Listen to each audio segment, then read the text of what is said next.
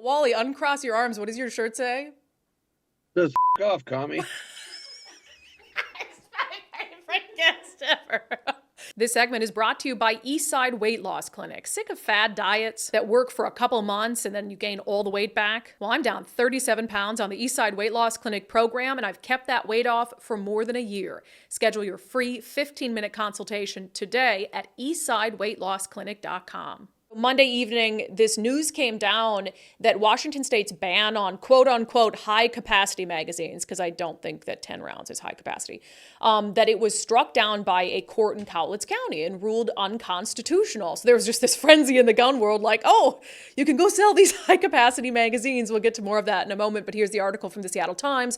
Washington's ban on high-capacity gun magazines ruled unconstitutional. A Cowlitz County judge ruled that it's unconstitutional, but just minutes later, the state Supreme Court issued an emergency order keeping the law on the books while the state appeals the decision. Cowlitz County Superior Court Judge Gary Bashore ruled that Washington's ban on the magazines, which hold more than 10 rounds and have been banned since 2022, violates both the Washington state and U.S. constitutions. So Bashore had issued an immediate injunction, and then Attorney General Bob Ferguson filed an emergency appeal to the state Supreme Court to get the law back on the books while this is all continuing down the process. And Michael Johnston, a Washington State Supreme Court commissioner, granted an emergency stay Monday evening, keeping the ban in effect for now. So AG Ferguson was all over this on his social media accounts, talking about how he's going to fight for Washington State. And this is the example of him fighting for Washington State. He said, today's decision is incorrect, and we immediately filed a motion asking the state Supreme Court to keep this public safety law in effect. Every court in Washington and across the country to consider challenges to a ban on the sale of high-capacity magazines under the U.S. or Washington Constitution has either rejected that challenge or it's been overruled. This law is constitutional. It is also essential to addressing mass shootings in our communities. This law saves lives, and I will continue to defend it. So there was like, I want to say an hour to 2 hours, maybe 90-minute period of time on Monday where gun shops that had some of this, these high capacity under the law, I'm just going to use their phrasing, these magazines still in stock that they had to stop selling, they were then able to start selling them again. And so if you bought one of these magazines within that little 90-minute window, then you get to keep it. The government isn't, at least not for the time being, going to come into your home and take that away from you. But we asked Pete Serrano, who's running for Attorney General as a Republican, but he's also with the Silent Majority Foundation, and they spearheaded this case on behalf of Wally Wentz. So Wally Wentz is a heck of a character, as you're about to find out. He is the owner of Gators Custom Guns in Kelso, Washington. So he was the plaintiff in this case to actually file suit and challenge the constitutionality of the ban on these magazines. Both Pete and Wally were kind enough to join us to react to the ruling and then the very quick stay on that ruling. Pete and Wally, welcome to Undivided. Thanks, Brandi. Appreciate you having us. Yeah, congratulations. I know it was sort of a short-lived celebration. Wally, did you guys sell any, quote, high-capacity magazines in that 2-hour period? A lot. I have no idea how many. You really did? We really did. Dang. So, because my husband, he walks in the door. This is how I found out about it. My husband walks in the door. I'm already home from work, and he goes, oh, I just got a email from the gun shop in Bellevue, and they said I can come buy high-capacity magazines until they run out. And so that's how I found out that the ruling had come down. So, Wally, did you just send out an email to folks or something, letting them know, like, hey, come and get them? I got a brief phone call from Pete that we were live and got the injunction. 11 minutes later, from a stone cold nap on my day off, I had shoes and overalls on, and Mama was texting people that we were going to open this door. Yeah. Well, what were the reactions that you were getting from your customers? I met my youngest son, my retail manager here. In 30 minutes, we had magazines out, ready to sell and open the doors. And we ran like that until Pete called again and said, that's it. They got the stay. Yeah. So, Pete, did you expect that the Attorney General would very quickly seek a stay? Well, I knew they were going to seek it immediately. I didn't know it'd be within 4 minutes. And more importantly, I didn't know it'd be granted in about 90 to 95 minutes. Look, nothing moves at the speed of government when it's in the favor of government, but when it's in the favor of the people, it moves beyond the speed of government where it'll, like molasses, just roll downhill. Yeah. But when the government wants it to move, we've seen miracles happen. What does that tell you? I mean, is there anything nefarious there, or just that Bob Ferguson anticipated that the ruling wouldn't be in his favor and he was ready to go? Well, we knew it was teed up. They teed it up, I think, as of March 11th after the hearing. In fact, they tried to tee it up before the hearing. I think I've mentioned this in various locations that pre-hearing March 11th, the AG's office actually emailed to the Supreme Court and said, hey, if an injunction is issued from the bench today, we're going to heads up, we're filing this. So this was like March 9th, 10th, something like that. So they knew that if it was coming down, they were ready. I knew they had it briefed. There was no question about that. What surprised me is between 3:14 of getting it, 3:19 getting an email, hey, the Supreme Court, we're transmitting this. And within minutes, the Supreme Court's responsive to them. And then within 90 minutes, the commissioner rules. It's a 55-page opinion. That to me, I don't buy that. It puts a lot of questions in my mind of how it moved. Certainly the commissioner could have skimmed it, but I don't think he fully vetted it. Interesting. And obviously, the Washington State Supreme Court is a pretty politically, ideologically aligned court with the Attorney General. So I don't know what kind of, I don't foresee a favorable in anything from them. So where is the trajectory of this case in your mind right now for you?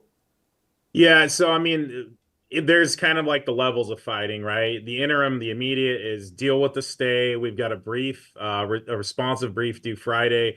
They have a reply brief due on Tuesday and on Wednesday afternoon. We're back before the same commissioner to address the stay question. Again, that's just really nuts and bolts trying to figure out what happens today, tomorrow, and in the interim. Simultaneously, the state's already appealed the injunction to the Supreme Court. We know that'll be pretty fast-tracked. And then the beauty of the opinion is, again, it is 55 pages, but the Judge Basher, analyzed both the Washington and federal constitutional issues. And under that circumstance, if the Supreme Court either dodges the federal Supreme Court issues or the federal constitutional issues, or somehow they mess it up, we'll have a clear path to Washington, D.C. and United States Supreme Court. So I think this thing does go all the way. I mean, fortunately, this is when, back when Wally reached out to us through Washington gun law, through Bill Kirk, we knew we had the right plaintiff who was actually willing to fight this. There are a lot of folks that say they are, and then things get tight, things get hot, and then they back off. And that's not just for gun cases. That's just generally as a lawyer. But, Wally and his team have been phenomenal. Not only have they supported Silent Majority Foundation's work on their behalf, but they've also been, look, we're in the trenches. We're not running, we're not ducking, we're not dodging, and we'll look for each other and yell for cover when needed. Well, you know why that doesn't surprise me, that your description of Wally? I just met him, but Wally, uncross your arms. What does your shirt say? Says off, commie. It's my favorite guest ever. Yeah, I think you got the right client there, Pete. Wally, can I just ask you, as a gun shop owner, it's not just the magazine. And first, let's just start with the high capacity issue. And that's really one of my central issues with this is it feels like they don't know anything about guns. Like, I'm not even a gun owner. I mean, my husband is, but I even know that 10 rounds isn't high capacity. And so it's sort of that issue of, that doesn't even seem like someone who's ever, even researched this issue. But as a gun shop owner, with everything that's been coming down, the ban on semi-automatic assault weapons, as they call them, the new law that was just put through that puts a lot of security mandates on gun shops that are very costly. How has it impacted business?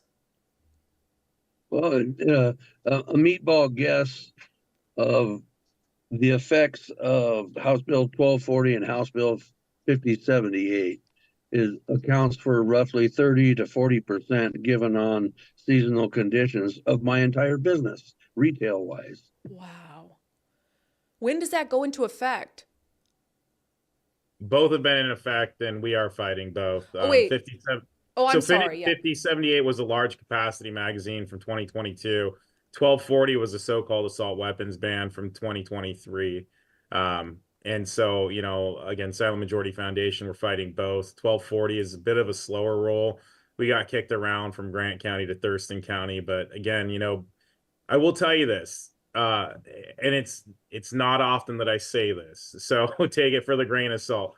Bob Ferguson did us a favor in going after Wally in Cowlitz County. I think, quite frankly, the state just figured they'd have a slam dunk under the Consumer Protection Act because other folks have settled in King and I believe Pierce County, which are obviously very different than Cowlitz County, especially when you have not just, you know, population, but judicially.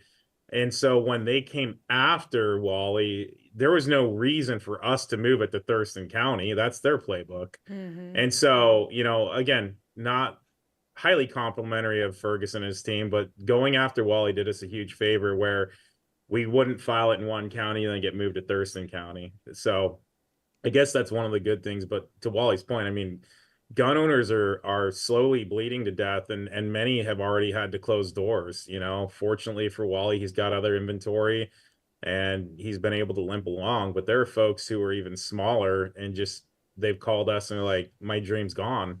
Where's America? Yeah. Well, Wally, you mentioned the 30 to 40% of your overall business revenue that's coming in for those two, but you haven't even had to implement the new law that was passed in Olympia this session that requires all these upgraded security features and, you know, keeping video surveillance and a certain level of insurance. Have you calculated what that's going to cost your business? No, I'm working on the premise, the limp along as described by Pete, that's sustainable at a lower rate, and I don't have to lay anybody off yet. The effects of the bill you're talking about that goes into effect 1 July 25 is going to be Hiroshima for a lot of brick and mortar FFLs. Yeah. Pete, let me ask you this, and we'll end here. You are also running for Attorney General. And if you are the Attorney General, it's your job and your obligation to defend laws that have been passed by the Washington State Legislature, is it not? It is, but you know, I've been very clear. If it's not constitutional, I will not defend it. So what would you have done in this position? I would have, as I like to say, played Toro with this, you know, been a matador and just said, okay, here's the bill. I'm not defending it. You know, if Alliance for Gun Responsibility, who lobbied for it, wants to take it on, guess what? Silent Majority Foundation will come ground up and the AG's office will file a couple of amicus briefs on behalf of the constitutional principles. All right, Wally. That's how we're going to do this. Back to the people. Wally, you believe him? I believe him with all my heart, or he wouldn't be my counselor. I love it. Well, you're funny. I'm going to come visit you next time I'm out there in Cowlitz County. Well, congratulations on the ruling. I have said, and I don't know, Wally, if you listen to the show, like I said, I'm not a gun person per se. I am a constitutional, a big fan of the Constitution. And whenever it's infringed, no matter what it is, you know, I make a living off the First Amendment. And so I don't want to see the Second Amendment infringed because I don't want to see the First Amendment infringed. So I'm glad someone's fighting for it. Thank you, gentlemen. Thank you, Thank Brandi. you.